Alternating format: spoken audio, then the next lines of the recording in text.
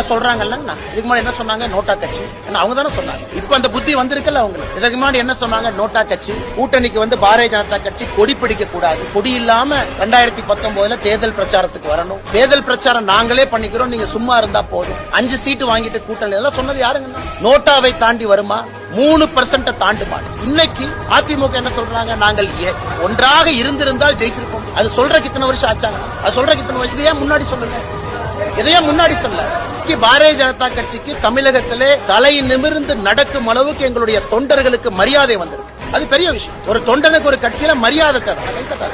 என் தொண்டனுக்கு தலை நிமிர்ந்து நடக்கிறான். 23 இடத்துல கட்சி கொடியை பிடித்து ஓட்டு கேட்கிறான். 30 ஆண்டுகளாக போட்டியிடாத தொகுதியில போட்டிட்டு இருக்கிறோம். 20 ஆண்டுகளாக தாமரை போகாத இடத்துல ஓட்டு வாங்கியிருக்கோம். இப்படிதானே கட்சி வளரும்.